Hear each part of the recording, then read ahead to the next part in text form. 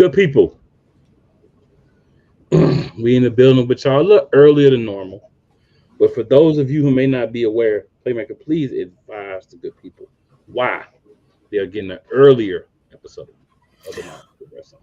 Because Paul decided to do Monday Night Raw live from Pittsburgh, PA at 6 p.m. Great job, Paul. Oh, and that's not the last time. We're going to talk about Paul today. Oh, I thought you had more to say on this no. this alone. I thought you was coming in full blazing on this one. No. We saving all that for when we get to it. We saving all that for when we get to it. We're going to let that fester.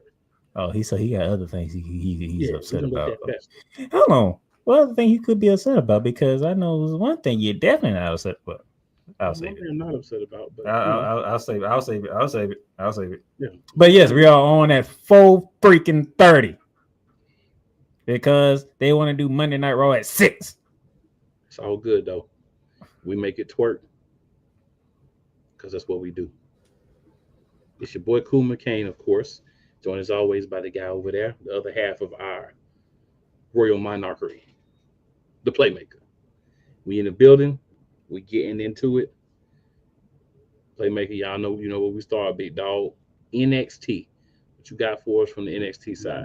Oh, by the way, we are doing a moment of the week again, but we don't even have to pull it out because it happened at the end of what we're going to talk about or somewhere near the end.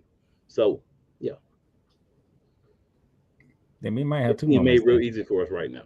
It might be two moments then. It might be two moments then. It might be. If I'm thinking on the same rate that you're thinking, it might be two moments. But for NXT, nothing took place. Man, nothing really took place. Josh Briggs took on Trick Williams for the TNA title. I'm pretty sure you know how that was gonna go. Who is Josh Briggs to be fighting for a world title? I'm sorry that I said it like that, but damn it. You've been focused on being a tag team champion. Why should I believe you're gonna be a world champion? Javon Evans, however, took on Travion Heights. Pretty interesting. You got two young studs going at each other, different styles, Made for an interesting match. Very compelling match. Javon Evans came out with the dub. And by the way,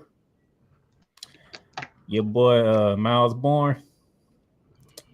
See, we let him slide by, dating Stephanie Vaquer. Yeah, your boy, he trying to get cool with the Playmaker. He trying to get cool with me. I don't know if you saw what he was doing. He was talking to two players on the floor of the Gators. And was hyping them up. For you, sir. That will do it for you. He was trying to hype them up. It's like that damn Miles Bourne. You're trying to make me like you. That's what you're trying to do. You're trying to make me like you. It might be working.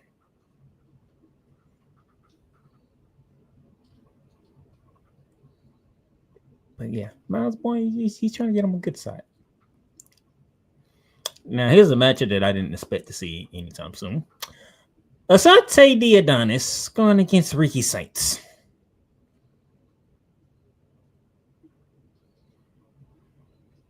There was no rhyme or reason to have this match. They just do this match together. Nothing happened in the previous weeks for this happened. They just do it together. And what has Asante Diadonis done ever since he broke up with Carmen? You know why you ain't getting no response? Because he's done nothing since breaking up with Carmen. Nothing whatsoever. So you know who won the match.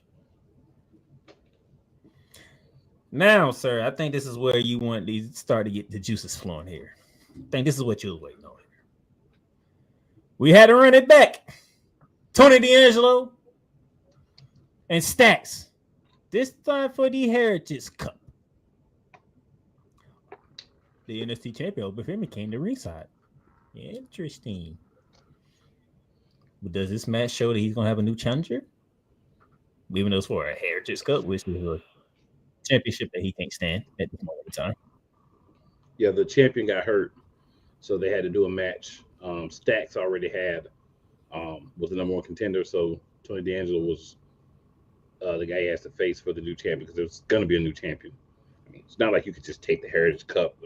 Let me just one crazy thing. I'm not saying something about the Heritage Cup after that. It's not like you can't take the cup and make a championship belt and just put the cup on the front of it, right? Like form the front plate into like a cup, like the Heritage Cup, or make a front plate and then do like WWE did with the big WWE logo and just put the Heritage Cup in the middle. Not like you could do something like that and just make it an actual championship instead of carrying around a trophy like you in the dead blame NBA or NFL or something, not WWE. But I'm gonna let it go after this because they clearly think it's a great idea to have a cup. And people fight over a dad blame cup. Is there any other promotion that has a dad blame cup for you to fight over? You know why? Because it's stupid. That's why. It's stupid.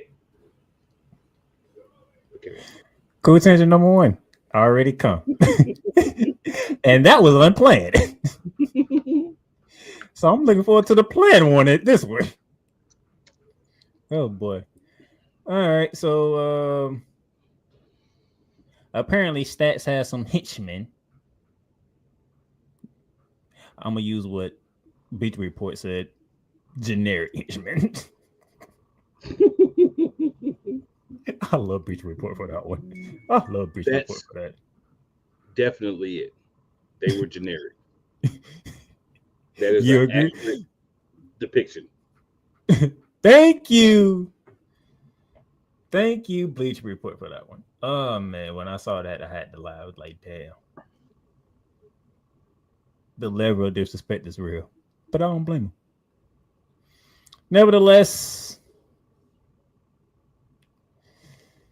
just like what happened at Stand and Deliver, a certain person got involved and screwed everything up for Tony D'Angelo.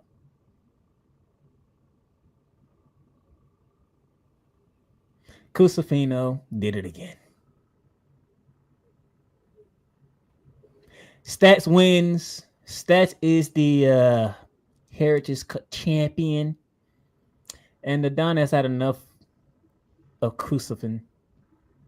He is sick and tired of the family. So I feel like Tony D'Angelo is off to go on his own now. Now that you got your first tangent out of the way, anything you want to say about this whole situation? Outside of that trophy. It ain't gonna be a tangent, but I want to say you got to change the character if you're not gonna have flunkies. You can't be a Don and then there's no family. So let's get a new character for Tony D'Angelo and let's go with it because the Don thing was not gonna work on the main roster anyway. So got to get rid of it. Give him a new character. All right. And then the main event of TNA, of NXT, should I say? We need to have a definitive winner who can challenge for the women's NXT Championship at Evolution. Fatal 4-way. Jordan Grace, Izzy Dane, Jada Parker. Hey, Miss Parker. And Lash Legend. First one to get a pinfall or submission moves on to Evolution as the number one contender. Things got interesting. You have two powerhouse. Do we consider Miss Parker a powerhouse? I don't know if I consider a powerhouse, but I definitely consider Power Cakes a powerhouse. Miss Jordan Grace Power Cakes herself. Yeah, Jordan Grace and Last Legend, we called them powerhouses. I was trying to figure out if we were going to add Jada Parker into that echelon. That's all. I was just asking. I got to throw this up there. I don't read the comments yet, but good afternoon, Mr. Cole Johnson. He says Jada Parker. And for those who are listening, he has 1, 2, 3, 4, 5, 6, 7, 8 cakes. So he's saying Jada Parker's cake.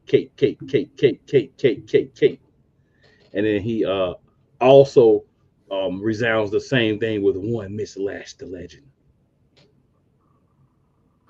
Kicked up Lash the Legend. It's not Lash the Legend no more. It's Lash the Legend.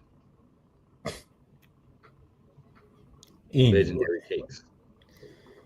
Anyway, even with all the cakes that are involved in this match, Zarya, Soruko, and Tatum Paxley all made their way to the ringside. Very interesting because bringing more cakes. Tatum Paxley is trying to be friends with Easy Dane, which is weird within itself. And then you have Zarya and Soruka trying to be friends with Tatum Paxley, so they pick up Tatum Paxley and they take her out from ringside. It was a very interesting situation that happened between them, which leads to the one and only Juggernaut getting the 1, 2, 3 win, pinning Easy Dane, and Jordan Grace is going to Evolution to fight for the NXT Championship. I mean, it had to be the Juggernaut, right? Like you looked at it had to be the Juggernaut. If not now, then when? Right? Exactly. Blake Monroe got to have somebody that she really got to fight to win some championships. So yeah, that was pretty much NXT. Nothing too big, nothing too crazy. Very short and sweet to the point. Fair enough. So we normally do a break, but we're gonna roll right into TNA and then we'll take a break. Since it's NXT anyway, we might as well do it that way. All right, so we had some interesting matches actually on TNA. You know, they're kind of building up the Slammiversary. There's still a little time to go, but they're starting to build up a little earlier because they don't wait until the last minute all the time, right? WWE, AEW, I might want to notice this. They actually have the card pretty much set a week or two before and not just, 3 days before the pay-per-view or PLE, depending on what company you are. All right, so first point of emphasis, next week, we're going to have a match between Killer Kelly and Masha Slamovich for the TNA Knockouts World Championship. So that's coming up. Killer Kelly says she's taking that belt from Masha Slamovich. Very interesting. So we're going to have a fatal four-way at Slammiversary. We're going to have the Nemeths, Nick and Ryan versus the Rascals. Well, yeah, the Rascals, the Hardys, and First Class in a four-way ladder match. So tonight, Ryan Nemeth and Zachary Wentz have a match.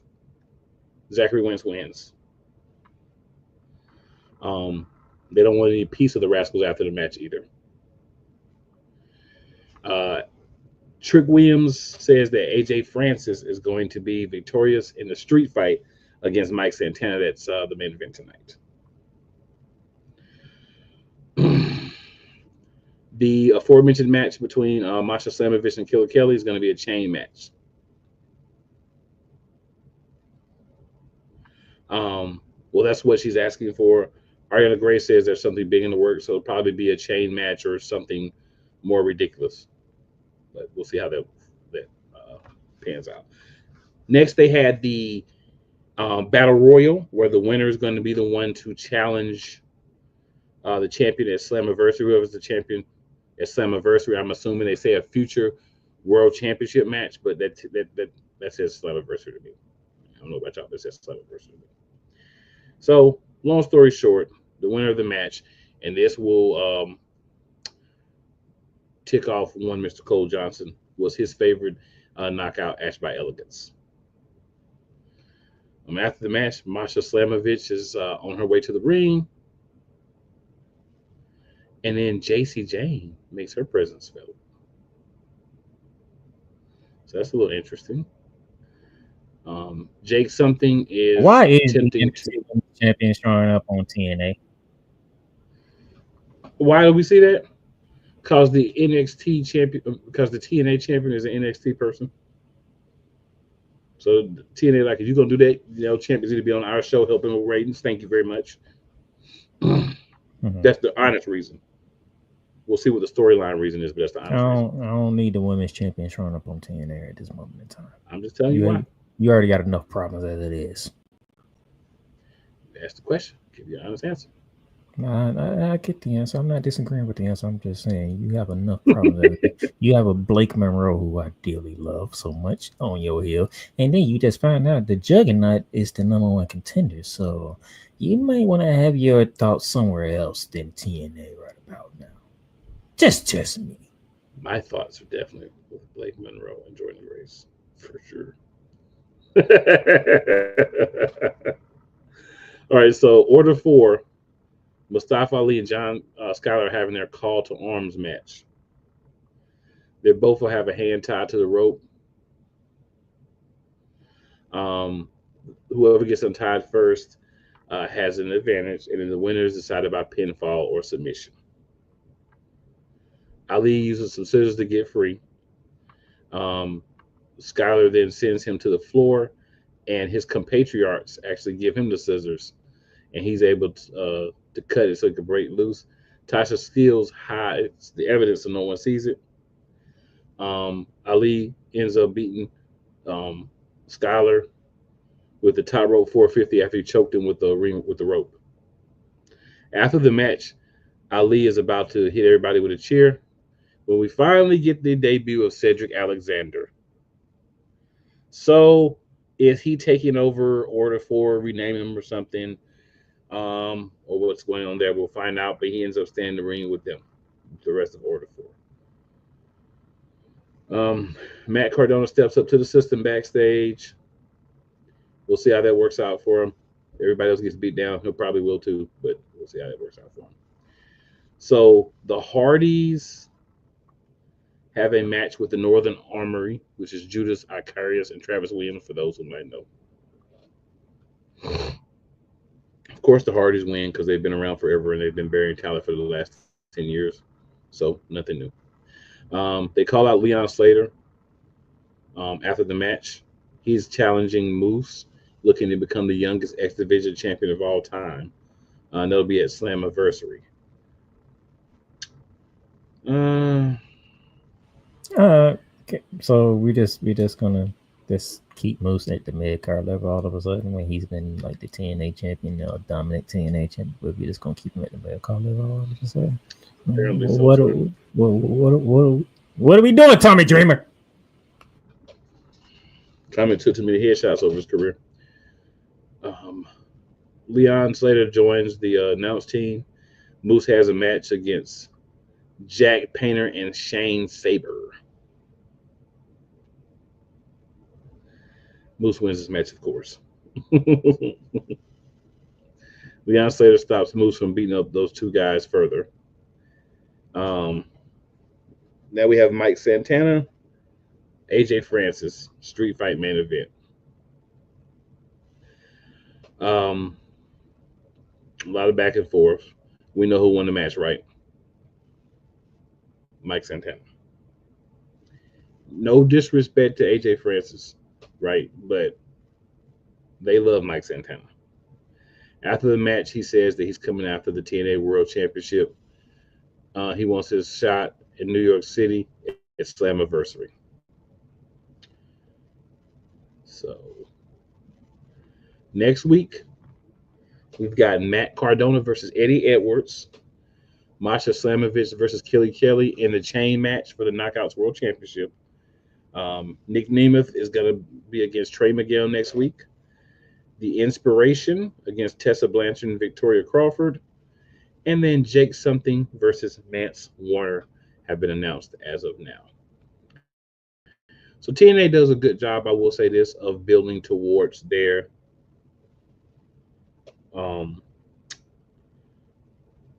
pay-per-views, premium live events. They really take that time, like everyone used to. This was something that used to happen. And Playmaker, you could follow me with this. Back in the day, you knew the card was set like 2 weeks in advance, and you could fill out the storylines. You could let other people have matches. You didn't have to sit there and just wait for like 2 days before to know what's going to happen. But in this world that we live in now, most wrestling promotions, they kind of make you wait for all the matches to the last minute. So kudos to TNA for just saying we're going to start setting up stuff, 3-4 weeks ahead of time. And, build some actual anticipation, because you can market it and make the rivalries matter if you know ahead of time. If you don't, you can't. So AEW, WWE, I'd like for you guys to take a moment and understand how that goes. We're gonna hit our chat, and then we are going to hit a commercial break. Before any of that, shout out to Real Wise Radio, where your boys are on live, holding it down. All right, so first comment, Key, checking in with the homies. Key says, "Hola, cool and playmaker. What up, Key?" Key also says, "Ashanti the Adonis stinks." Wrestling wise, definitely. Body odor wise, I don't know, but possibly. People go ahead and throw it out there while we're doing it. Key also hits us with a laugh out loud, probably my rant. Cole, as expected, says TNA. Oh, my sarcasm is going over 10 over NXT. Yeah. TNA is making me throw up with another Ash by Elegance appearance. He says I thought you liked it, Ash by Elegance, Mr. Johnson. You know that dude can't stand her. Key says that's Sean for you. I'm gonna say this, Key. The heritage crap was there before him, so I'm not gonna fault him for it because he's brought in 2/3 of the cakes that are there. So I'm gonna give him a pass. But he could have changed it if he went to his Cole ain't come back on. Paul. I'm surprised he ain't come back and cuss me out yet for that. It might be coming. Cole says, "Otherwise, good afternoon, Monarchs." And good afternoon. Instead of good evening, it's good afternoon. Thanks a lot, Paul. That's my only one I'm doing. That's your thing. So, it's all good. I think we get something from me. Cole says, "Freedom feels so good. The struggle ain't real to be joyful." Yeah, that's because somebody on a freaking sabbatical for the next 10 days. Oh boy. Keaton says, "Do you think he gets his own family?" I don't think so, Key, because who you gonna bring in? I think the family thing's a little, yeah. And especially after what happened. Especially after what happened at Night of Champions, how many more people they gonna bring in? Yeah, Stacks could, but yeah.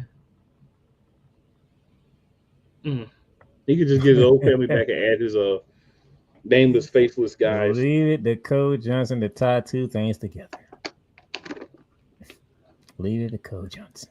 Cole says, "Tony D'Angelo is a Don without a family, and now Roman Reigns is a chief without a tribe."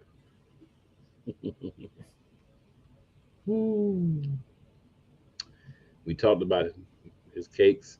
Key with the Miss Parker and the triple cakes. And I think they frosted too. Then Key hits us with the, is that the fire emoji? No, that's the that is not fire. They got that from. What is that one? I can't tell what that one is. It does look weird on the screen, so. Yeah, it's kind of low on the screen. I can't tell what that one is. I'm sure it's something entertaining. We'll figure that one out and come back to it. Cole says, "Do you believe they're going to give Jordan the NXT championship or send her to the main roster after Evolution?" It would be better to give her the championship and let her get a run in NXT so that when they do send her to the main roster, they can say, "Former NXT champion Jordan Grace is now on the main roster on SmackDown." But we'll see. Cole says, "AJ Francis is starting to grow on me." TNA agrees with him. I kind of agree with that. And then Key you mean for this? She says, Key. You know what, Key? Guess what? He actually recreated that, and he actually landed this time. Oh. And he was talking trash about it. Cole says, "I hope TNA doesn't waste Mike Santana. There's some potential in his singles run. If they put the championship on him, they're not wasting him. If they don't put a championship on him, it's a waste. So we're going to see how they do it, because it took them forever to put it on Joe Hendry. He should have had that joint a year before he got it. Like, what is you really doing?"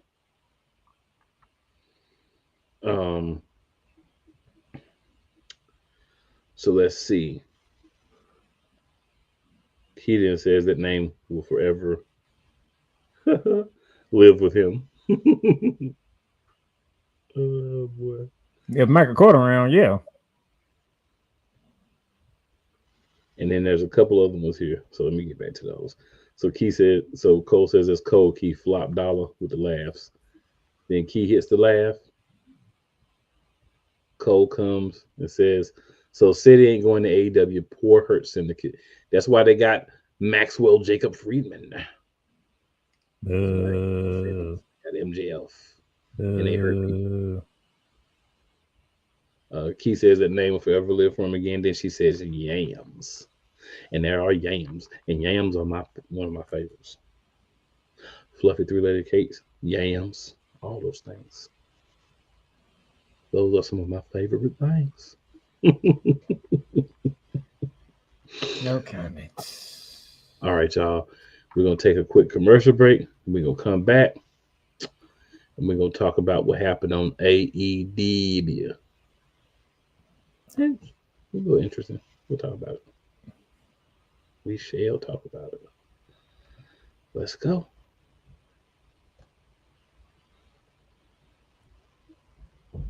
Join Ryan McCarthy. I became a Jets fan because Kurt the Frog was my favorite Muppet because he was green, and the Jets wore green.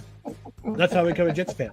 And Dustin Henry. ESPN is cashing all in on let's pay a few personalities and we'll just kind of fill in the gaps. As they walk you through all of the world of sports from their perspective. The Albany Empire, it's a literal circus. No credentials required. Where, Ryan, say the tag. Where you don't need a press pass to talk sports. Live every Tuesday at 8 p.m. Eastern, 7 p.m. Central on YouTube and where you can find podcasts.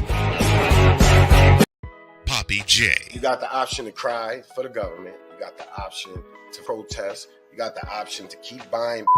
But this is also an option. Wise El Jefe. We're the first tech geeks. We're the first gamers. We're the first everything. Everything. Like Gen X's, we are the ones. BS3 Network proudly presents the crew from the New York boroughs who never wants that smoke. Nah, they want that fire. Bobby J and Wise El Jefe, Fridays at 9 p.m. Eastern, 8 p.m. Central. Check your local listings for your viewing and listening pleasure. Join the transporter to Hades. Your butt and gut becomes one. Join the reformer of hooker whores. This is my daughter, Placenta Booty Johnson. Join the bronze god. Whenever you are in distress, take off your baseball cap and throw it in the air. Join your very own superhero of broadcasting, Chris Bass. So whatever color crown they get, they palm it and do two circles, and that translates to, I can be the black people. As he takes you through the week's paces in Baseline. Live every Saturday at 8 a.m. Eastern, 7 a.m. Central, Pacific Time Zone people, just stay asleep when this is on live and just catch the recording. Oh, I'm sorry. Exclusively on the Chris Bass YouTube channel.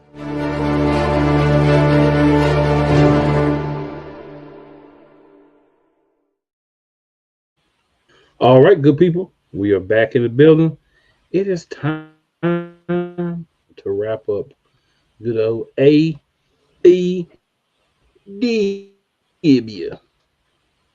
So, let's start. All right. So I guess the place to start is at the beginning, right? You think? Mercedes Moné did interrupt Timeless Toni Storm's entrance. She mocked her and then locked her in the statement maker. Okay, Mercedes. Mina Shirakawa, Toni Storm's part-time boo or whatever, kind of had to come out and help with the official. The games began line back at Toni Storm, who had threw the line at her. So that's a little interesting. It does show that anything can happen on the road to All In. I was gonna say RN, All In. Then we got Will Ospreay and Blake Christensen. Will Ospreay and Swerve Strickland against Blake Christian and Lee Johnson. So let me tell you real quick what makes this important. This match was supposed to be the main event, but the Young Bucks, the founding fathers, they're calling themselves now, came out after that and said, "Oh, we're gonna flex our power." Basically, Will Ospreay and Swerve Strickland, your match is next. Blake Christian and Lee Johnson strolled out because they knew it was happening, but Will Ospreay and Swerve Strickland, about an hour and 20 minutes before they expected to wrestle, so they don't get a chance to warm up and do all those things. They had to have a match, right? Long story short, we know who won the match. But what's interesting is what happened after the match. Oh boy, it should be good. They said that they want to have Swerve and Ospreay said they're sick of the book and their deal. They want a tag team match against Nick Jackson pay-per-view, and they want them to put their EVP titles on the line. And they said if they're not these and they have if people afford to, they'll do it. So we'll see if the Bucks do not immediately reply. The tag team match I like that could work.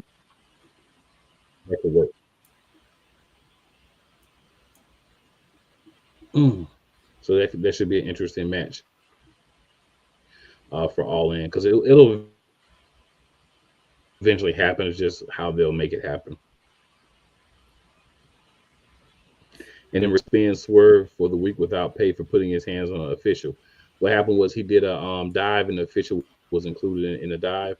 So instead of responding to that, that's all that they said.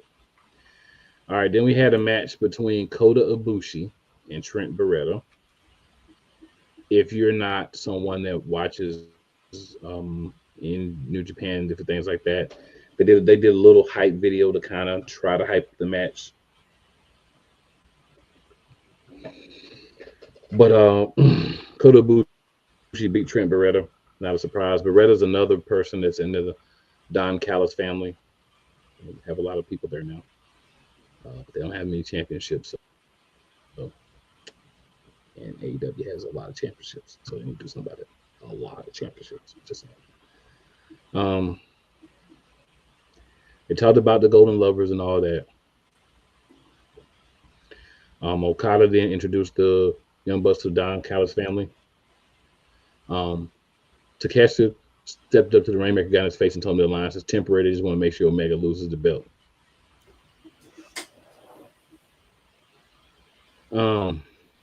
We had a match next with Jet Speed, Ricochet, and then he got AR Fox to be.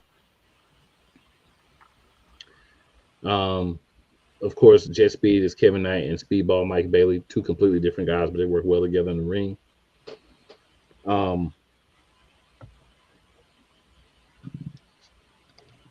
Make a long story short, Ricochet was a coward and walked out on AR Fox, who he brought into the match. This cowardly heel for Ricochet is working out well. AR Fox tried to step to him on Collision. Jumping over to the other show real quick. But what happened was he found him some backup in the Gates of Agony. They're doing nothing since not being called for those two. So they're apparently going to be his muscles. So we'll see how that works out. After the match, the Hurt Syndicate came out because Knight and Speedball Mike Bailey called out for a World Tag Team Championship shot, and then got beat down by Lashley and Shelton Benjamin. And they say they hurt people. They hurt people.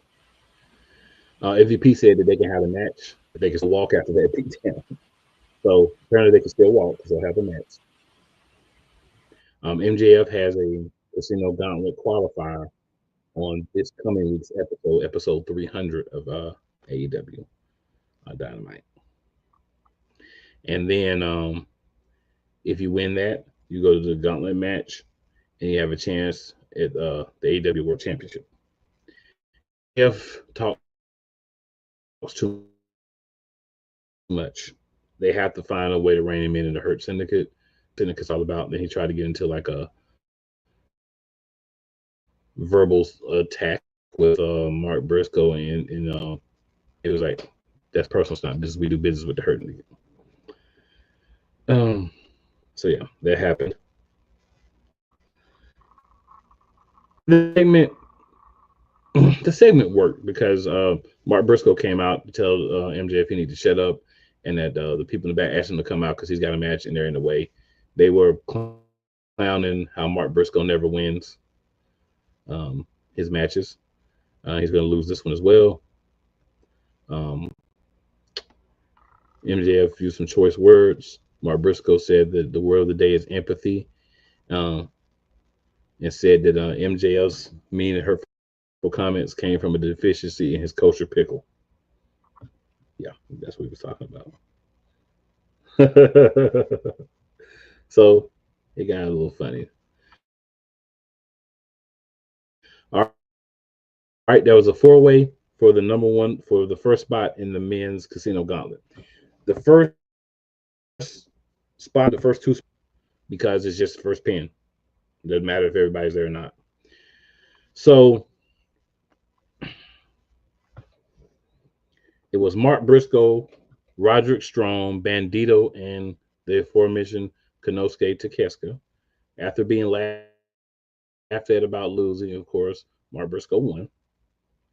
So he's the number one in the casino gauntlet match. All right. So then, of course, we Thunder Rosa, Athena, and then Willow Nightingale. Chris Statlander won. So she's the first person in the women's gauntlet match. I don't like that they have the Ring of Honor champions fighting for opportunities for the AEW championships, because it's basically devalued the Ring of Honor championship. So, Antonio, I need you to get off of a little bit of that tornado powder, because you wilding.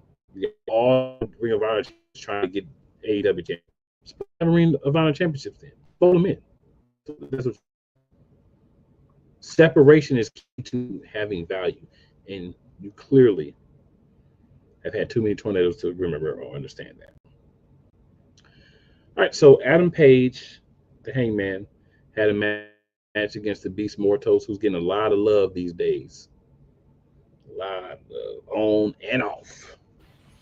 There's only one reason why.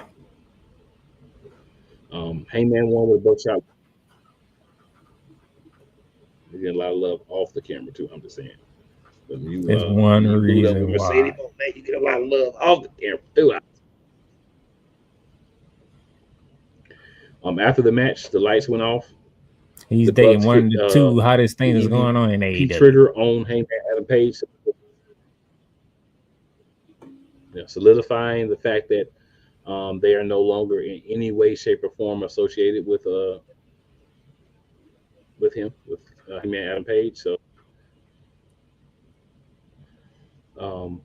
the Death Riders came, and John Moxley had Hangman choking him over the ropes with a steel chain.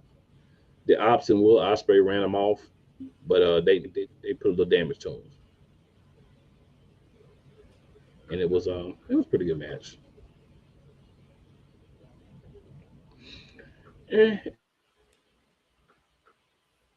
It was not a bad overall show. It was one of those that you kind of know a lot of things weren't so disclosed of AEW Dynamite,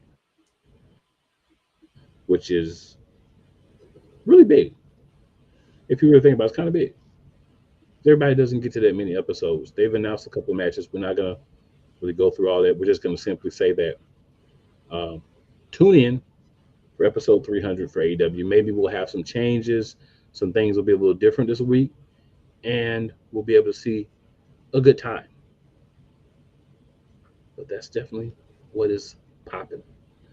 So we got some more comments here. We'll go through those, take a break, and then we'll come with a little something, something. All right, so he says the emojis were yams. Gotcha. Cole says the Hurt Syndicate.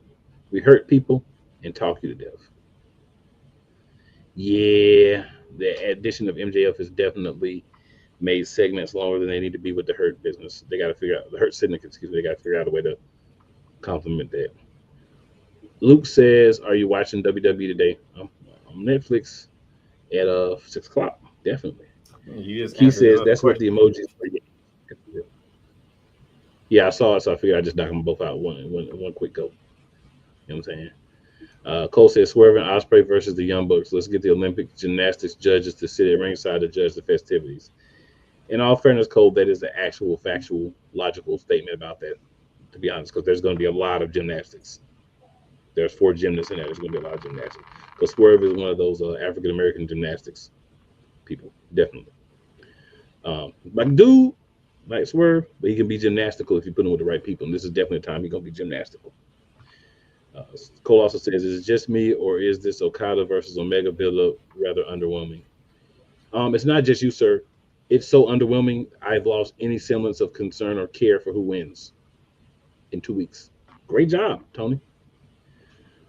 Cole says, Mark Briscoe popped Bobby Lashley with the kosher pickle bar. No, that was for MJF. No, yeah, that was for MJF, sir. Luke says, where do I watch WWE today? We answered that Netflix, where you always do. Yolanda says, but hey, anyway.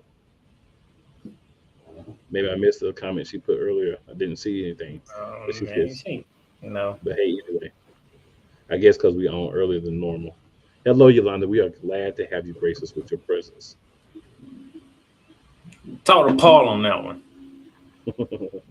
That's all Paul, as usual. Cole says Monet is changing mortals. Apparently, I mean, if your boo in the same company as you, you want him to get some opportunities, right? Get some bigger checks, so he can spend that money on you. Cole says, I like Heyman, but saddling him with Moxley, a boring match is coming. Oh, it's absolutely going to be the opposite of a barn burner. And the loser in that match is going to be everyone who pays to watch that. Y'all better find a free site, because that's not going to be a good main event either. Because all John Moxley want to do is ground and pound at this point in his career. And Cowboy, if you put him up against somebody who's a good wrestler, he'll wrestle with him. You put him up against somebody who just want to fight, he'll fight with him.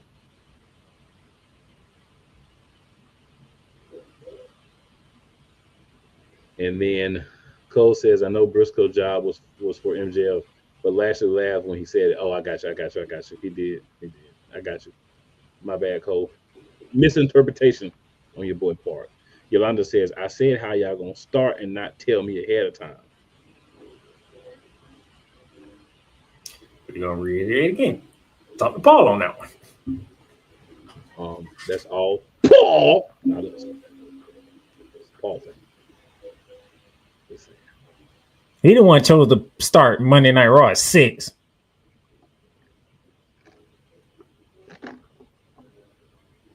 Absolutely. So, ladies and gentlemen, one of our new additions here to the show is our legendary wrestler of the week. This week we are doing Soul Man Rocky Johnson. I want to kind of switch it up with some different people. He was billed at 6'2", 243 pounds. From Toronto, Ontario, Canada. He was actually born in Amherst, Canada. He lived to 75. Of course, we all know he is the father of one Dwayne "The Rock" Johnson. And why he got the name Rocky Maivia was Rocky from his dad, and then Maivia from his grandfather, High Chief Pete Maivia. Rocky Johnson, of course, married into the family. He was married to a couple of different women. He was married to Una Johnson, his first wife, in 1966. That marriage ended in 1978. And then that's when he married Atta, who is The Rock's mother. They were married from 1978 to 2003. And then he married Dana Martin. They were married from 2004 to 2020. So Rock had a couple ladies. He won a lot of titles in the National Wrestling Alliance. He was the first black NWA Georgia heavyweight champion, as well as the first black NWA television champion.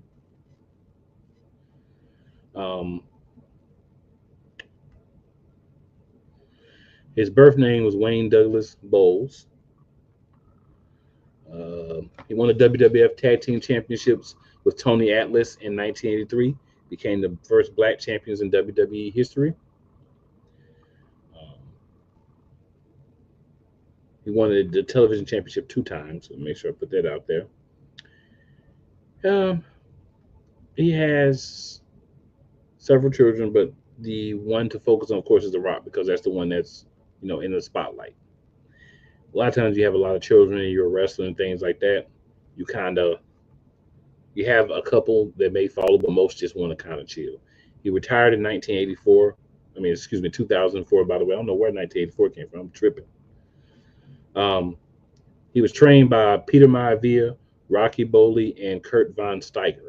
So those are the 3 people that trained him. If you know wrestling history, these are guys that did not play. He changed his legal name to Rocky Johnson shortly after he debuted because he kind of, I guess, liked the name better.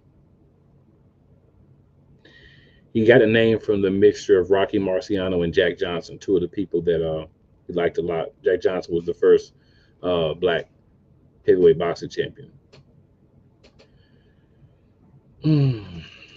He started in 64. He wrestled for several independent things and in the National Wrestling Alliance during that time.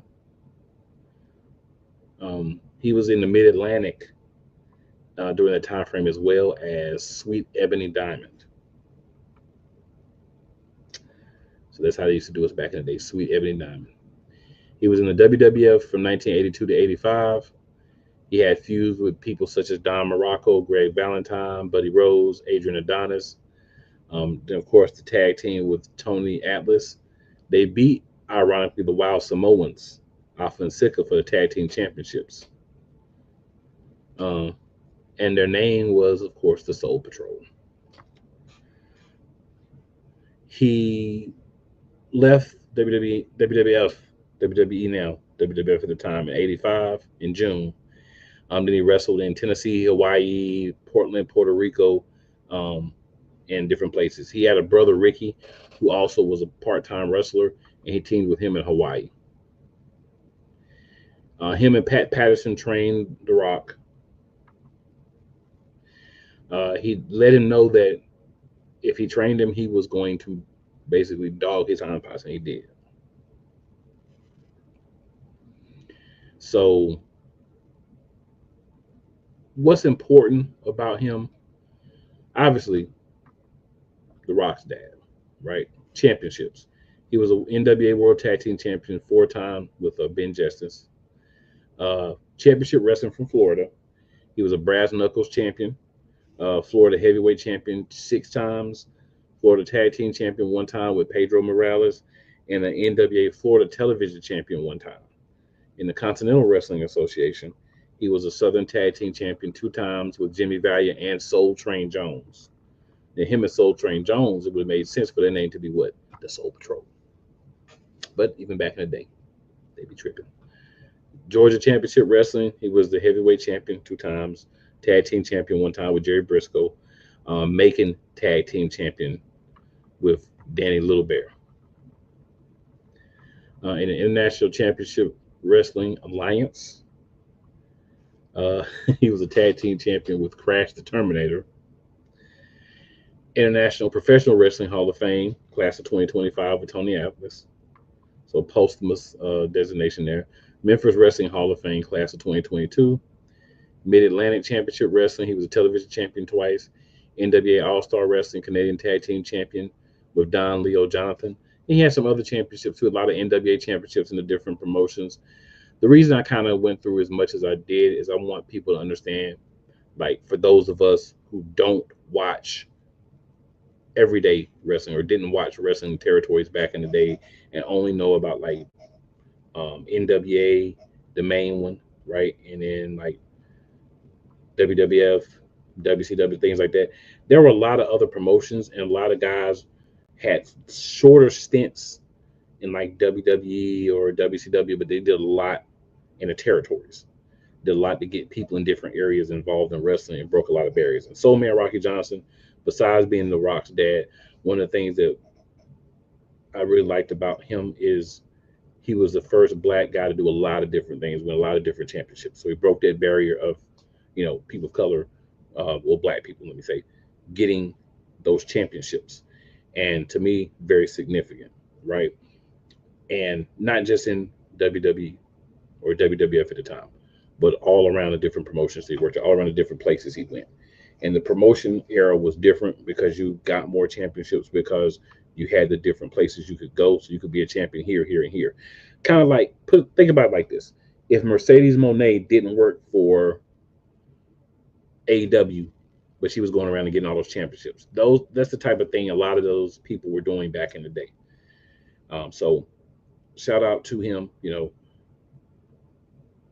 Wanted to give him flowers on here because he's one of the guys that I really, when I was young, I kind of saw him like, oh, dude looks like me. He's a wrestler. He actually got a championship, right? You didn't see that a lot. So it was cool for me to see. And it kind of made me be like, oh, I can kind of really care about wrestling because I'm one of those people. I got to see people look like me doing stuff to really like it registered with me, especially when I was a kid. So that was something that Soul Man did. So I want to throw out a little bit of what Soul Man was about. Hit these comments real quick, and then it'll be time for us to get to WWE. Now, some of these comments might be slightly spoilers because sometimes our our dudes, our people get a little bit ahead of it, but we'll work with it.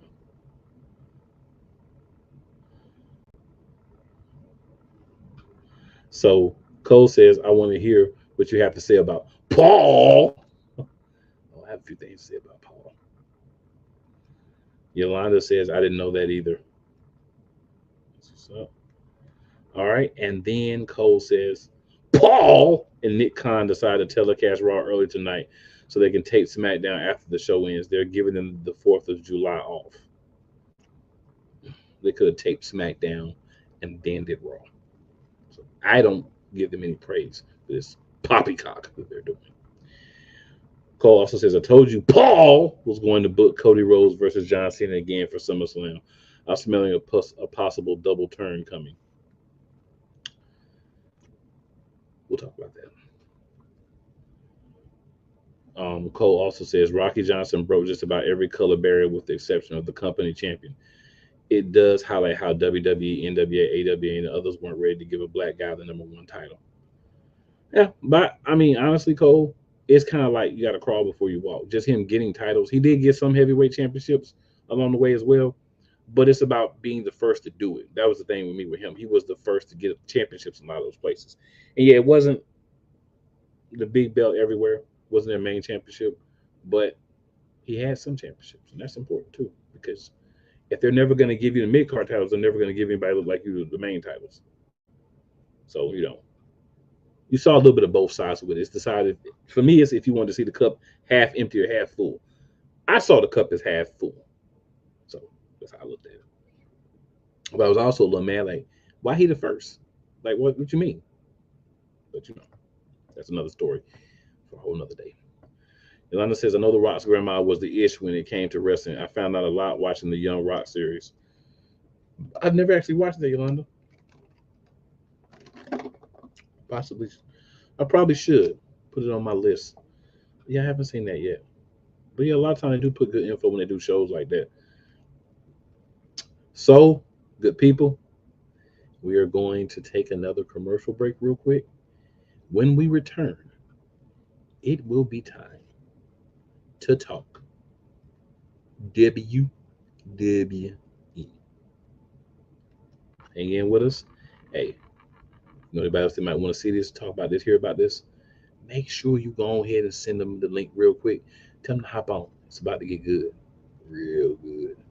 Trust me. Whether it's the men's college game, The way that this season has been going, yeah, anything is possible. the women's college game, And how passionate Angel Reese was at that press conference, they got their mojo now. the WNBA, AJ Wilson on Twitter 1 and 2, followed by Brittany Griner, Aaliyah Boston, Jackie Young. or the NBA. The Lakers had a 0.8 chance of winning. And then what happened in the fourth quarter?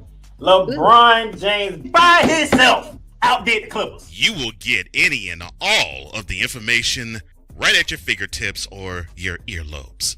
Join the Playmaker as he breaks down all things basketball in Shooting Lights Out on the Playmakers blog, network, YouTube channel, and where you can find podcasts. Hey, Eagles fan. Join my man Cool McCain and a host of others as they break down every single game, every single week in an objective manner, and also from a fan's perspective as well. Remember, this cast feels just like you. Nobody likes you. And you don't care. Fly, Eagles, fly. Eagles Elite Podcast. Every Wednesday at 8:30 p.m. Eastern on YouTube and other podcast outlets.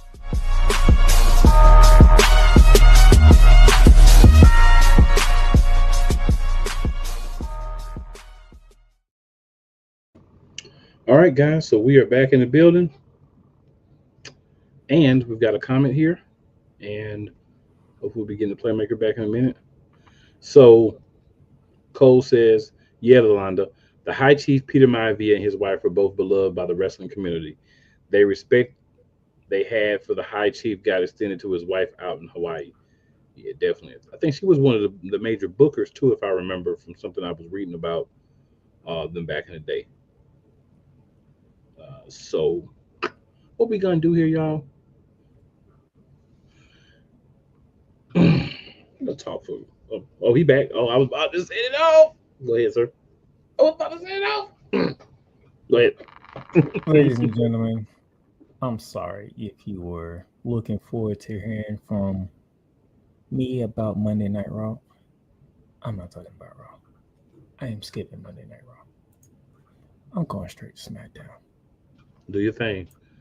You want one of the 8,000 championship matches on SmackDown that could have been on Night of Champions?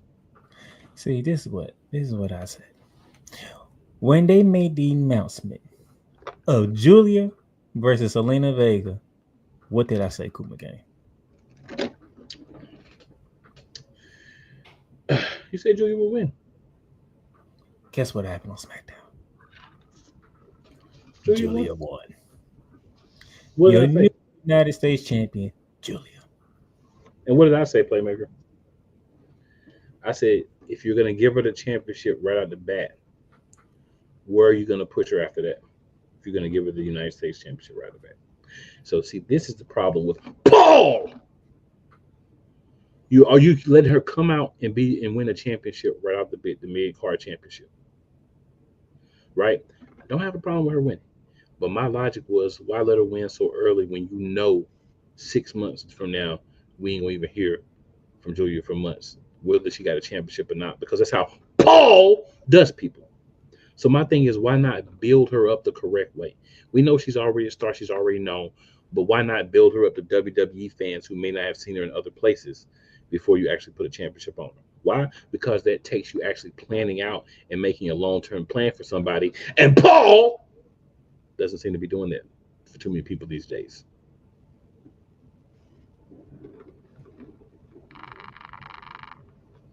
Skip around a bit.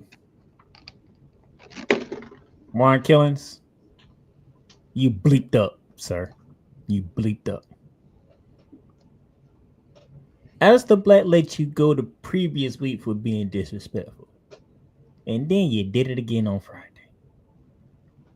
So Alistair Black had to put you to sleep with a black mask. Get your boy, man. He's bleeping up right now.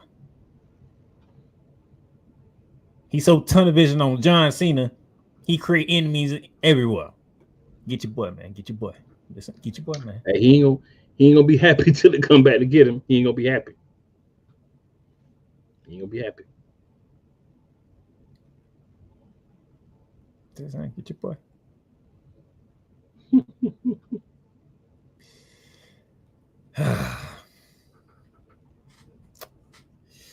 Street Profits versus the Wyatt Six for the WWE Tag Team titles. We came on this program, and what did we say need to happen for iBoys to keep those titles? We said it had to be a whole heck of a lot of interference. Every single team on the SmackDown roster made sure that the Wyatt Six didn't get those titles.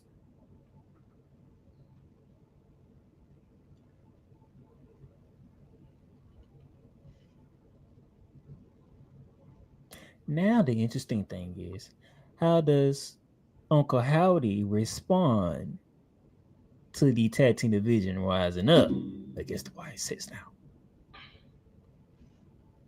We know what should happen. Oh, educate the people what should happen, sir.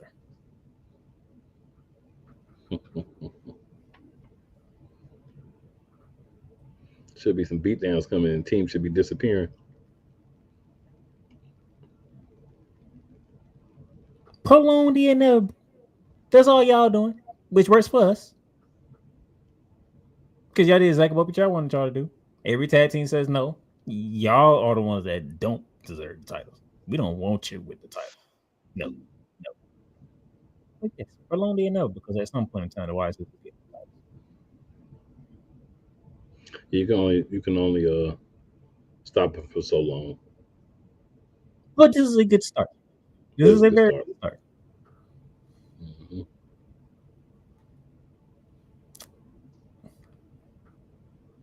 All right. So last one standing match for the women's championship. Tiffany Stratton defending against Nia Jax.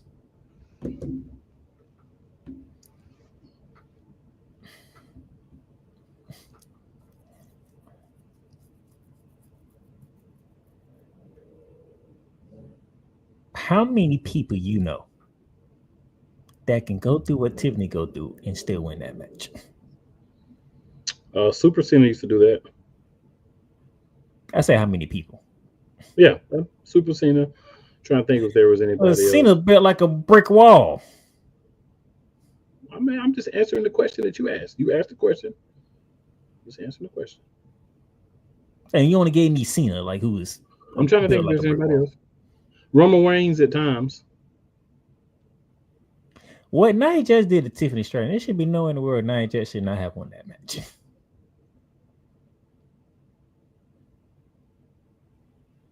But just probably less than 10 people to answer your question that I can think of. I ain't gonna go through the whole list just for time, but less than 10 people. And now I'm put it as a woman because Tiffany Stratton survived this match. Right. Well, we knew that.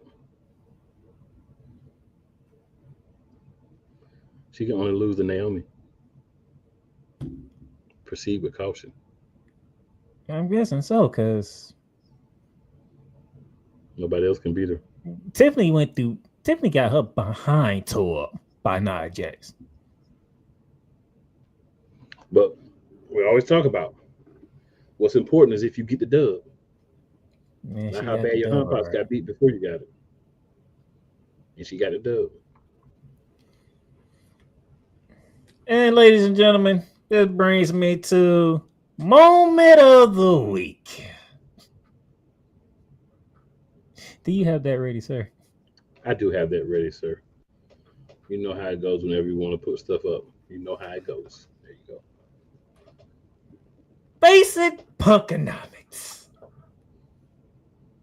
If you remember the previous week, John Cena, dropped the pipe bomb with CM Punk laying through a table in the ring.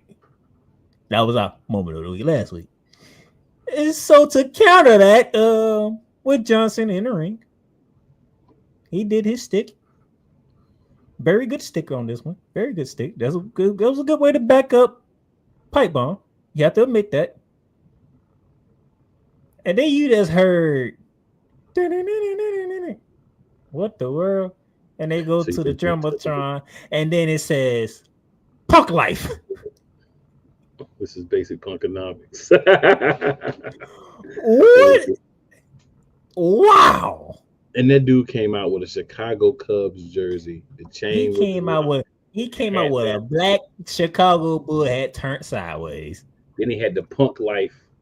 He had a Chicago Cubs throwback jersey on, number 13 with his name on the back of it. Some the Cubs jorts on. Sneakers with the knee pads at the ankles. And then he had the ring that said drug free. And he had the chain lock too. I said, wow. This is beautiful. You can't get better than this. And basically he says, this is basic punkonomics. You stole pipe bomb from me, so I stole word life from you.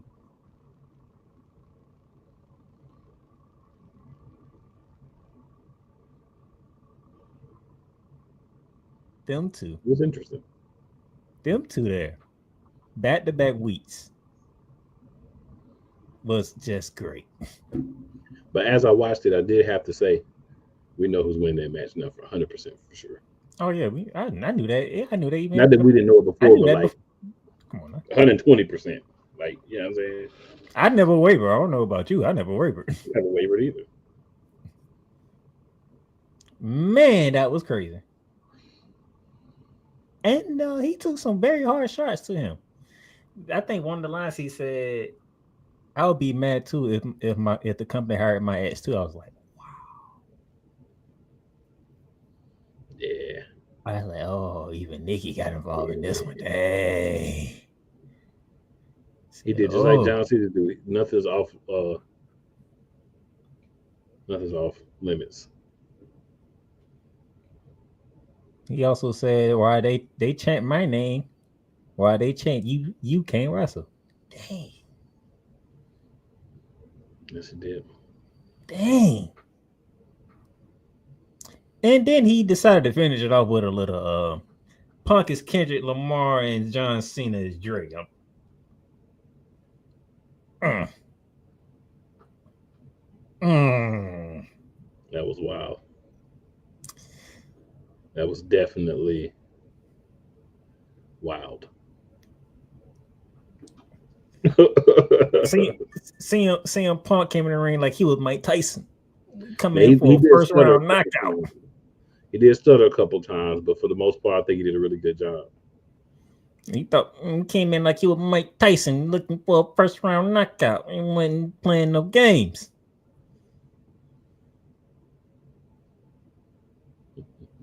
And that's how SmackDown ended. And it was like, okay. They made Night of Champions a little more interesting because you can go ahead and take that down. That's it for the basic punkonomics moment of the week. You know, if you had more to add. No, this is where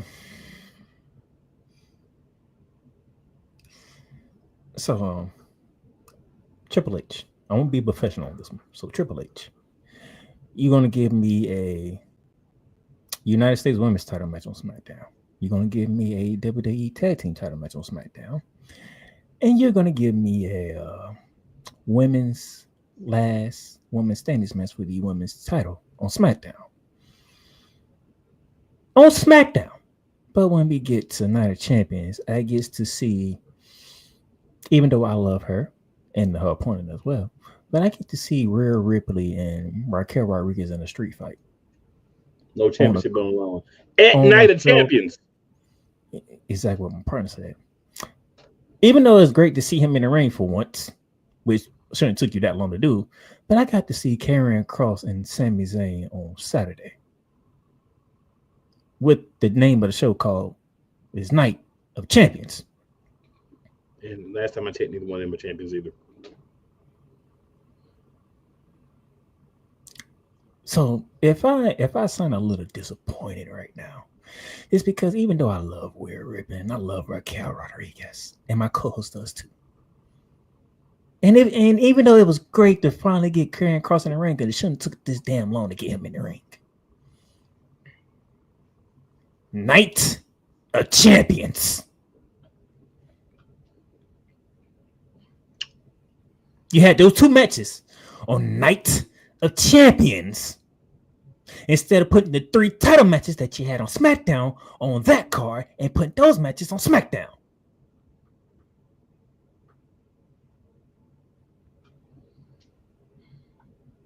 That's my beef with Triple H. Right. You can't let the Street Profits be on a PLE, sir. Paul doesn't want that. Now, let me dive into Night of Champions. Now, I had to get that little frustration out.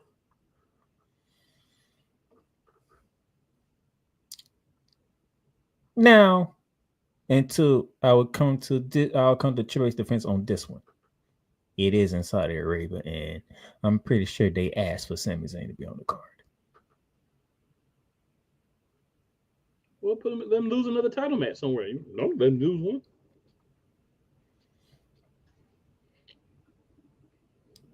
So they gave him Karrion Kross so Sami Zayn can go over.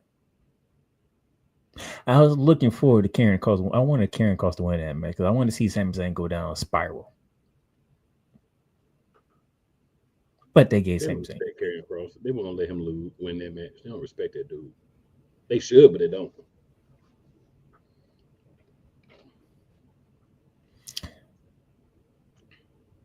It's good to see Rhea Ripley win a match. Please be done with the Judgment Day. Please. Grief. Be done with each other. I don't think so, because if what's been circling around the IWC could be that some more dirty tricks could be up the sleeve. I know. I'm just saying it should be time to be done. I agree with you. Move on. But doesn't look like Paul wants to move on. Of course, Paul doesn't want to move on. Just yet. Son of a sap sucker. Now, we got those out the way. You ready to get to the juicy stuff now? Somewhat. Go ahead.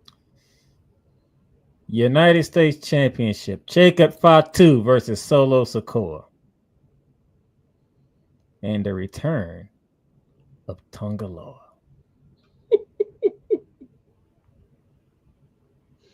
Didn't I tell y'all? They saving Tongaloa for a return. It happened in our Champions.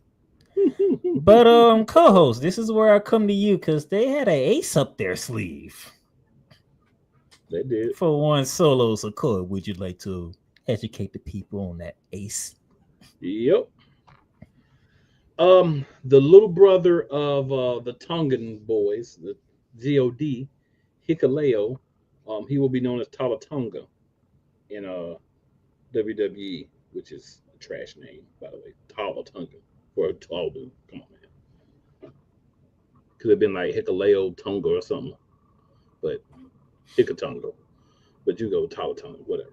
But yeah, he came in, put in some work, slammed Fatu through the table, helped Solo Sikola secure the victory and become our new United States champion. We said it would have to be a whole heck of a lot of help for Solo to win. Yeah, there was a whole heck of a lot of help. But you know, there's been dirt sheets been saying this for a while. This was going to happen, but you know how it be. Even when sometimes things were planned, you know, Paul sees that people figured it out and be trying to change everything. So he didn't this time. I give him that. That's all I'm gonna give him. I'll give him that. Solo Army has grown to be even more dangerous now. Oh, they calling it the Bloodline 3.0, sir. And matter of fact, they don't even got Tama back yet. He'll be back too. Is he gonna rejoin their side though, or will he go with Jacob? Jacob is no longer United States champion. Solo says he's coming for everything now. So That's what SmackDown, Bruce is. so SmackDown be aware. Solo is coming back for power.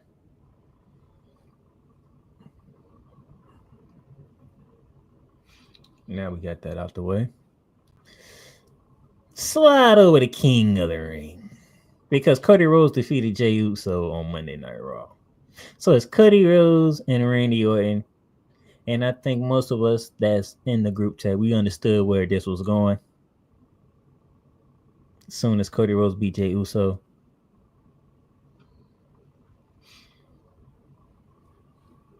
Cody Rhodes beat Randy Orton. So we got Cody Rhodes and John Cena, supposedly right now. Well, we do for SummerSlam. We think it's too early for have Cody Rhodes to come back at John Cena. But this is the way Paul wanted. We're going to see how this goes. You said Cole Johnson said he smells a double turn coming. That's what he said. That'd be interesting. Very interesting. Cody Rhodes, you King of the Ring for 2025.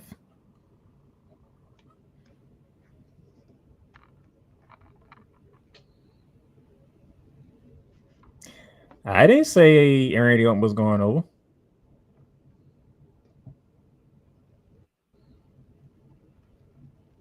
I said they was doing all the old Roberts one last time. They already did Randy Orton and John Cena at Backlash, so I knew Randy wasn't going to win. That's why I thought Jay was going to win.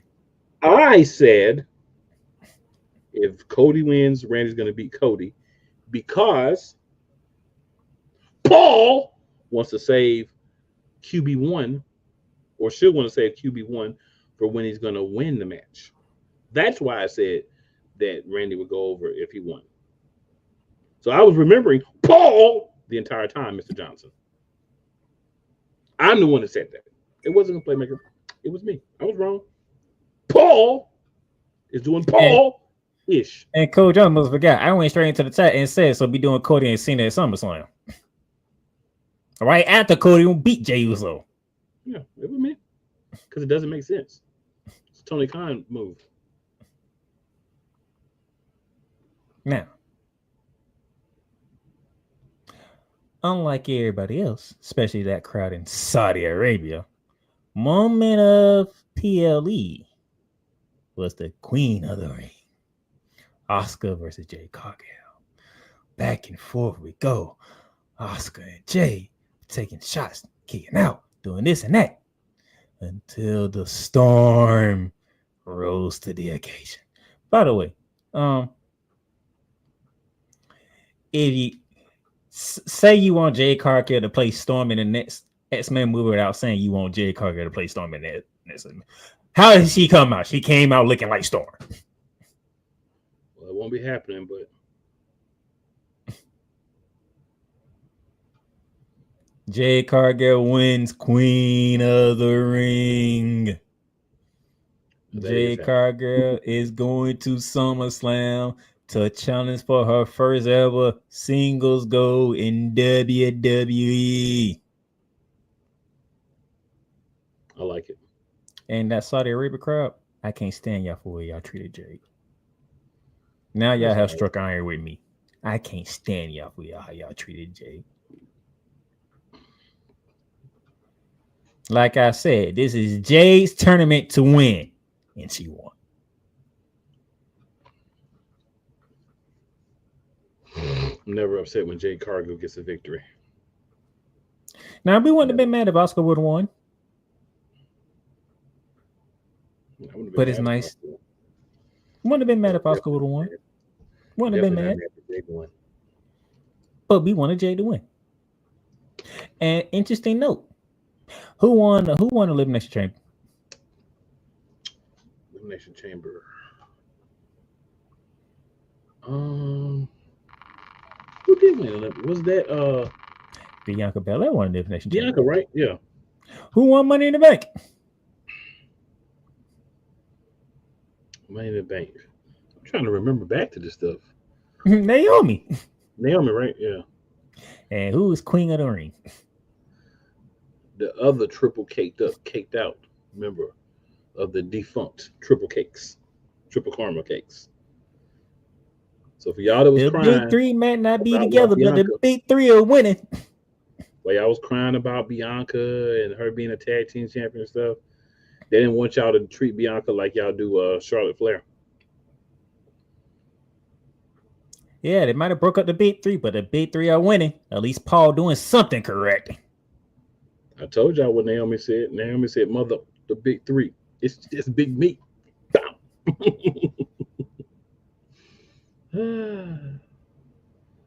So how you like them apples? Yeah, that did play out well. Kind of foreshadowed it too. If you was paying attention. I don't know, cause there was on the Naomi train. Oh, so I say the Oscar train. Right, but I'm saying they kind of foreshadowed that all this was going to go the way it did if you were paying attention. If you don't pay attention, then what can but we do? the IWC pageants is everything. Do they? Or do they pay attention and believe? Or do they see things and then make whatever they want to be the truth? I'm just saying, they pay attention to everything. I'm just asking the question.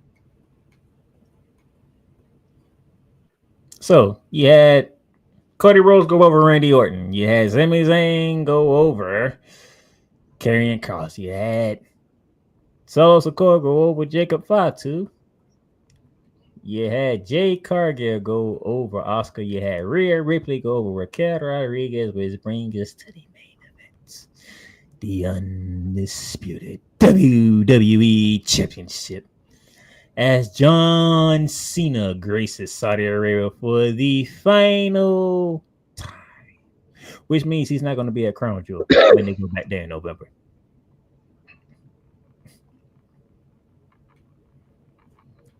Hope y'all enjoy John Cena for the last time. Versus a man who finally stepped foot over in Saudi Arabia, CM Punk. We had Pipe Bomb from John Cena. We had Word Life from CM Punk. Now the fun and shenanigans are over. Let's get to the match.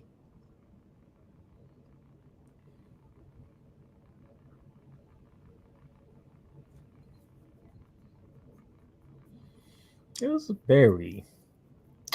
I'm going to give them this. That was a very clever way to do this match. It was a very clever way to do this match. So they reincarnated things that weren't even part of their rivalry into this match. So we get John Cena gets shoulder tackles the ref, right? Punk don't even know what happened. He hits to go to sleep, and there's no referee. Punk don't know why there's no referee there, because when you ducked out the way of the shoulder tackle, the ref took it, by the way, and fell out the ring. Who music hits? Mr. Money in the Bank music hits Seth freaking Rollins. Strolling down the ramp, taking his sweet time with the goons around him. Paul Heyman holding the briefcase. Well, CM Punk's finna get screwed by Seth Rollins. And Seth Rollins is finna reincarnated WrestleMania, was that 30? If I remember correctly. No, WrestleMania 31. 30 was the whole Undertaker partless thing. 31. We finna reincarnate WrestleMania 31. We finna turn this into a triple threat match, and it's finna be a heist of a century. Bronson Reed and Braun Breaker do what they need to do to Punk. Seth Rollins calls a ref, and here comes Charles Robinson running down the ramp until he gets blasted by John Cena. And John Cena confronts Seth Rollins. So, what are you doing? How dare you sit here and try to cash in on my match? Give Seth Rollins an AA for his troubles. More chaos ensues. Seth Rollins gives CM Punk the stomp. John Cena throws Seth Rollins over the top rope. The original referee comes to fruition, and then you have a 1, 2, 3. John Cena stays champion. with Seth Rollins looking like the dummies of dummies in the ring. Because John Cena out-menaced Seth Rollins. Very interesting way. Very clever. I saw some content creators, and they were saying how great of an idea this was and how wonderful this was because everybody came out looking strong. And I beg to differ. As my Cole said, for those of you who got a little bit of age on you, you'll understand this. Seth Rollins came out there looking like Boo Boo the Fool.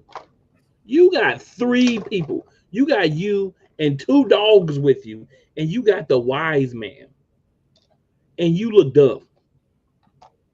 So John Cena knocks out your referee. You don't have a contingent plan of a second referee.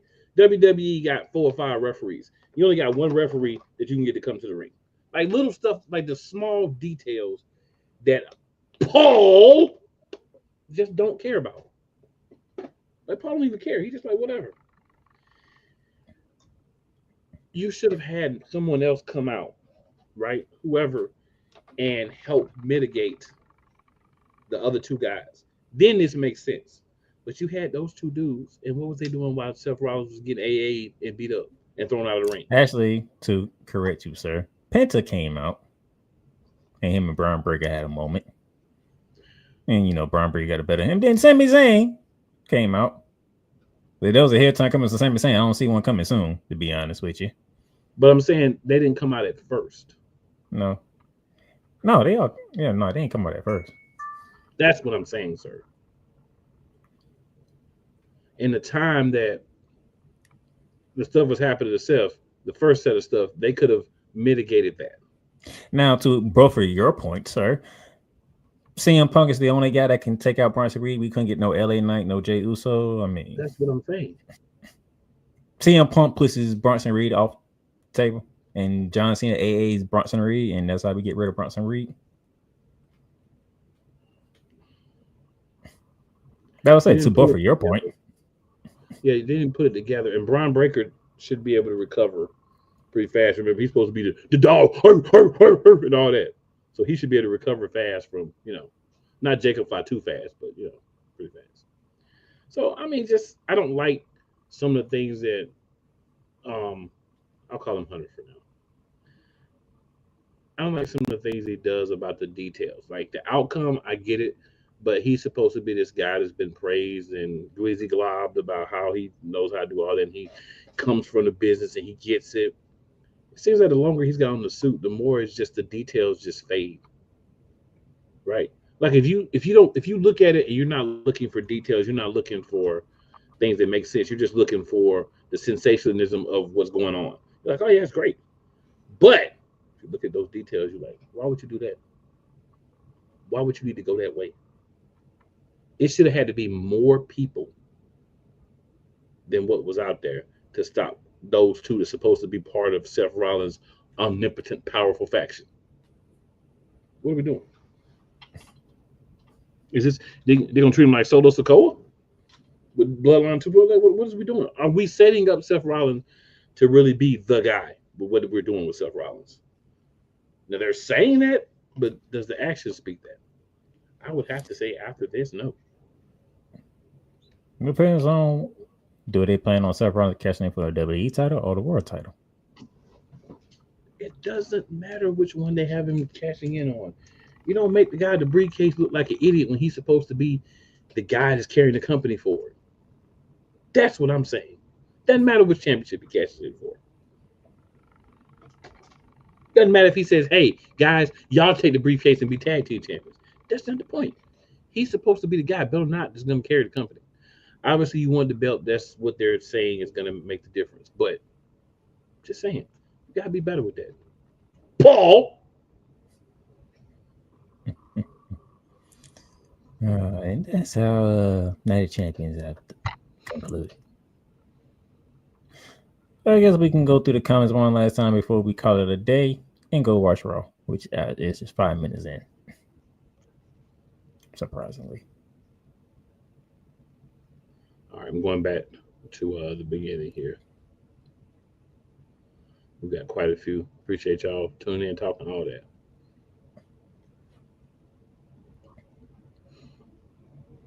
All right, so we'll start with Cole's bi-weekly, at least, call to arms for Paul. Break the Street Profits up. Kuma can't stand that comment whatsoever, Cole. WWE loves Tiffany Stratton, Cole says. Yeah, Tiffany Stratton survived more stuff than Bronson Reed did. I'm not surprised Julia claimed the Women's U.S. Championship. Poor storytelling again, but I'm not surprised either. Ron Killings versus Aleister Black. That can be interesting, but that will kill all the Ron Killings momentum. Well, you forget they're calling him R-Truth again, too, so it's already killed his momentum.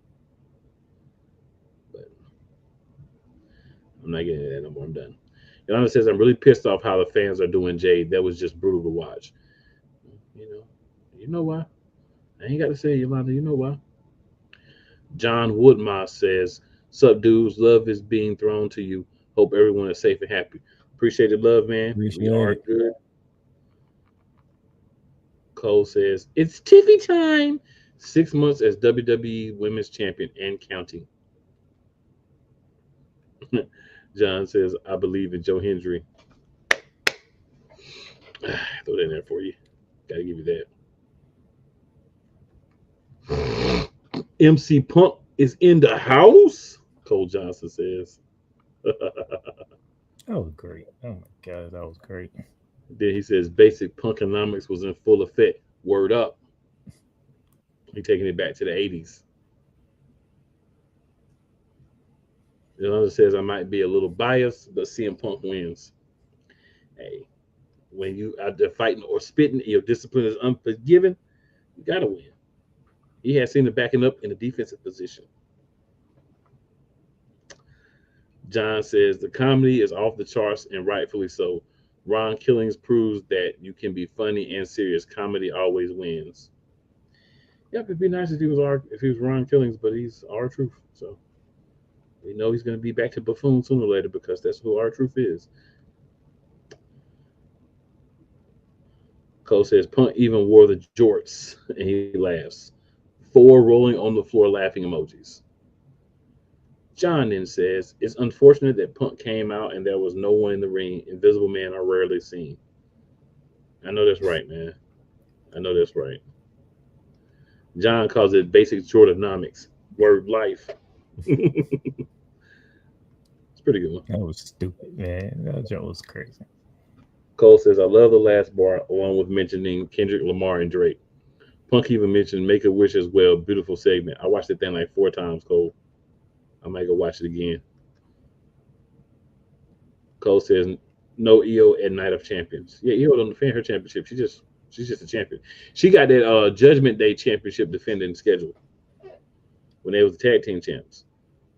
Cole says no Dominic Mysterio at Night of No, Champions. he has an injured mustache. He's injured. They say it's a real injury and they're just using that as a storyline, but they say he actually has a real injury. No Gunther. Out of all the things they say, I'm mustache, really? No Gunther and Night of Champions. Nope. No, they saving him for Atlanta. Cole says they should have called the PLE King Queen of the Ring. Yes, they should have. Night of Champions and only 3 Cole champions. says Karrion Kross, the modern day Zack Ryder. All I'm gonna say to that, Cole, is woo woo woo. You know it. That's very disrespectful. Then goes on to say no New Day and Night of Champions. No New Day. But they fighting the Judgment Day tonight. Yeah, of course. It's not the PLE. Now they can fight. Cole says Solo is hilarious. He was with the 4 letters, 1 word. Hush. Cole says Hikuleo is a fire name. I knew they would give him a crappy name. Of course they would, sir, because that's what they do. They have to trademark it. It had to be so trashy though. Cole says, I don't feel too bad about Jacob losing the title. He's bigger than the United States Championship. I don't really care about that. I just thought, like I said, if he was going to lose it, exactly had to be how he lost it. About 80 people helping. Cole also says, but last week y'all were claiming Randy Orton would go over and NOC again. You forgot about Paul. I already addressed that, but just want to make sure we read that again because I didn't want to be out of that. Yolanda says they should not be anything bloodline when they not all blood. But they're adopted, Yolanda. But I think the only one that isn't, well, Jacob isn't blood. JC Mateo. Jeff Cobb is not blood. I was like, JC not blood, but the rest of them. And Tamatonga isn't technically blood. Everybody else is. But he was raised by since he was like a baby. So he's like blood. Cole says the Queen of the Ring match is the match of the night for all the wrong reasons. So I like the Queen of the Ring match. I know everybody want to complain about how Jade was treated and then about the botch. But when people treat you the way that they did, Jade, maybe you do botch a little bit because you were a little jumpy because of how you was, treated. So take that into account when y'all be hating. Take into account what be happening sometimes to put people in certain situations. Well, that's a lot to ask from y'all, but just do that. The IWC wants to strip Jade Cargill of the crown and claim the chick can't wrestle. What do these dummies expect for her to be Ricky Steamboat? You know what? There's a lot of women that started out and they weren't very good.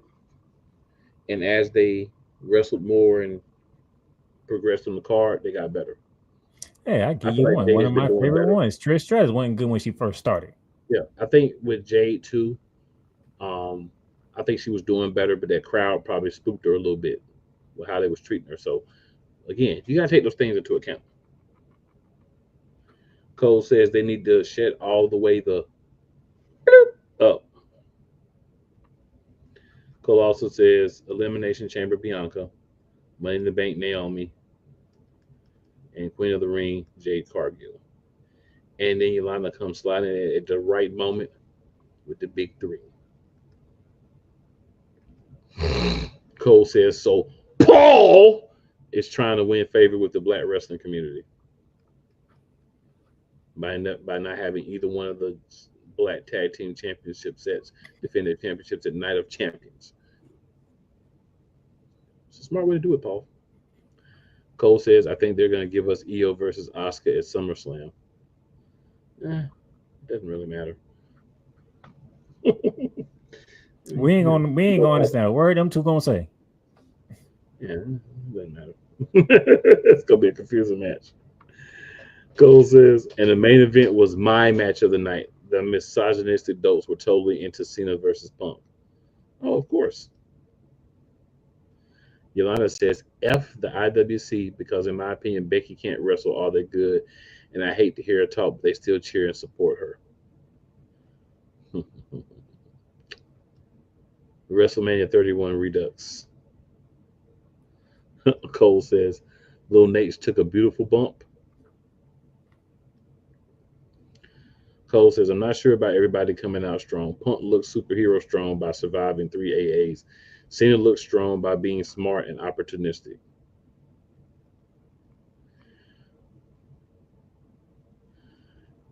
Cole says, Ron looks like anything but a visionary nor a revolutionary Saturday. That'd be my thing. Cole also says, how can Punk recover from 3 AAs, but Big Bronson Reed takes 1 AA and he's out? I wasn't going to get into all that, but I agree with you. The bigger they are, the harder they fall. Cole says, Triple H relates to the wrestlers, but he lacks a person who can tell a more cohesive story within a match or a program. I think that's what I was saying too, but mine was way more barbaric. So I appreciate you putting that in more calm terms, sir. Kudos. All right, good people. It is 6:13.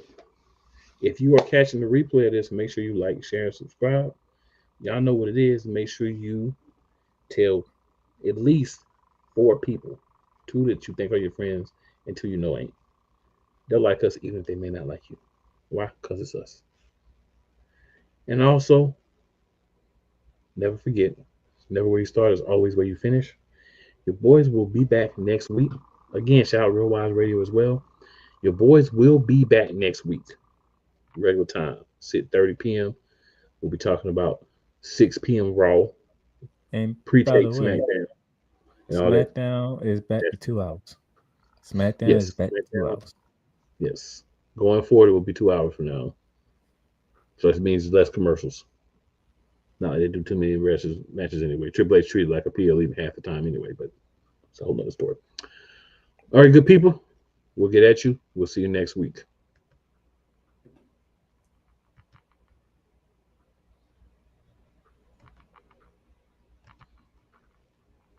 Got stuck again. No, we really had this time. We really had this time. Live be wilding.